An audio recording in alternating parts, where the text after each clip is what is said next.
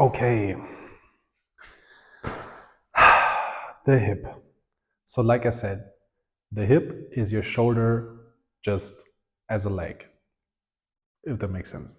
So, we have the same functions in our hip as we have in our shoulder, which means internal, external rotation. So, if you put your hip up here, or you can also extend it, you have external rotation of the hip and you have internal rotation of the hip.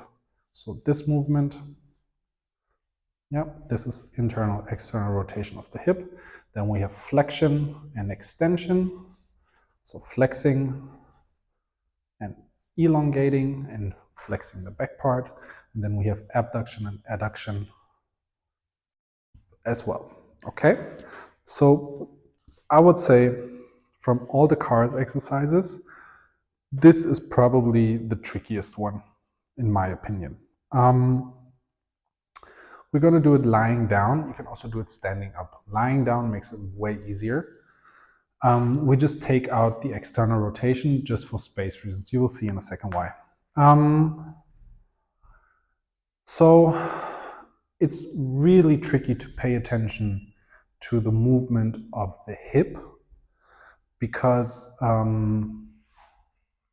oftentimes, for example, when we're extending our hip, like the frontal part of a hip, we're extending also in the belly part, in our frontal chain of the body, and flexing in the lumbar spine. But we really want to try to avoid that and really squeeze from here and the hammy. So this wants to stay stable. Also, when we're adducting, we're often rotating. So there's a lot of rotation and extension and flexion going on in the lumbar spine that we try to avoid, to really focus on the hip muscles, the hip flexor, the hamstring, the glutes, the adductors, which are all responsible for the movement of the hip joint. Yeah, and here it's the same like in the shoulder. Your hip wants to move. It's a socket joint, wants to move in relation to the hip joint. Yeah, so it wants to move in the socket, and your capsular space has a big part in it, how much space you have to move there. So we're going to lie down. If you want to take a yoga block, I just lost mine. If you want to take a yoga block, you can do that, and you put it down and you just put your head onto the yoga block. Then what you want to do is you want to straighten down and lie down in a straight line. And now you have several options of where to put your hand. I like to put my hand here.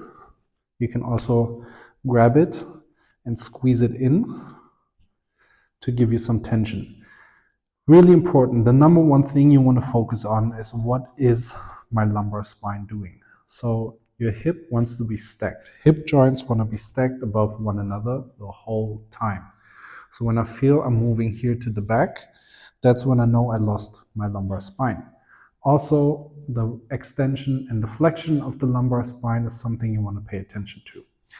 This might really limit your range of motion, but that's absolutely okay and very normal. So let's go through it. We have full body tension, however you see fit.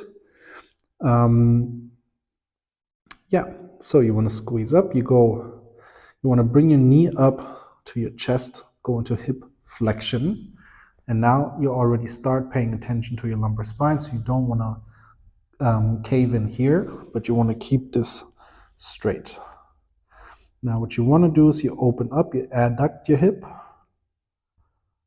and now you see my hip joints are still stacked, and you want to squeeze it out as much as you can.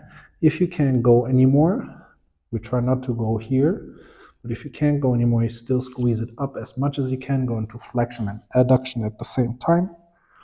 Then you want to internally rotate. So you want to bring your heel towards your head and your knee towards the ground, or not the ground, but in this direction. So you internally rotate your hip, and then you want to kick your hip back. Really important. Again, hips are stacked. we're trying not to lose our lumbar spine here, to extend, to bring this further back and lean to the front. But you want to keep this tight and then have the internal rotation and still kick your leg back. And then you stay back here, go for more internal rotation if you can, and bring your knee to your knee to bring it a little bit to the front, and then we go the same way back. So go for internal rotation, kick it back, extension of the hip, flexion of the hemis. Keep going for internal rotation, go for adduction, abduction. If you can't go anymore, you want to lose your leg, lose your feet, bring your foot back down and your knee back. Here you want to squeeze up into hip flexion and abduction, and then you want to bring it down into flexion, and then you want to bring it down to go back here. Good. This, like I said, this is a tricky one. This is the easier part and the easier way to do it. The trickier part and the trickier way to do it would be standing up. So I'm going to do the right side again just because of the vision of the camera. So basically what you want to do is find something you can hold on to, because that will make it way, way easier. Why? Because you have to balance at the same time, and this will engage your standing leg. So I want you to find something where you can hold on to, so you can focus on the moving leg more instead of focusing on the standing leg.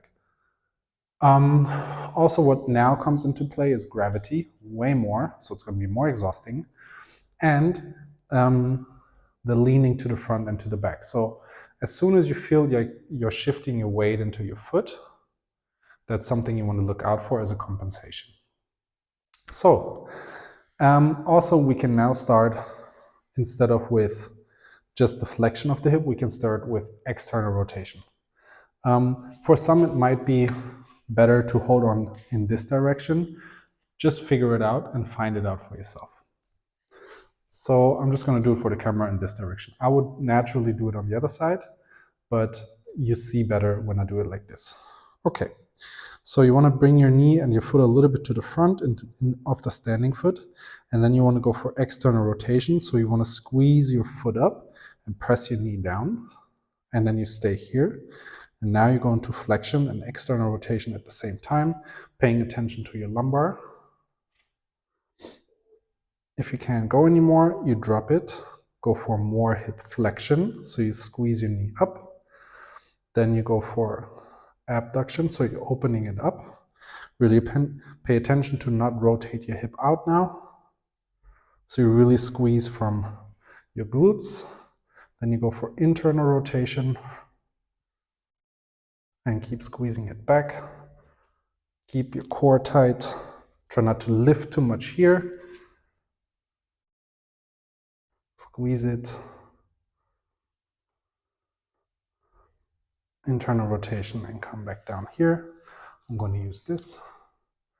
And same way back. So squeeze here. Your hammies should be really engaged. Bringing this back out.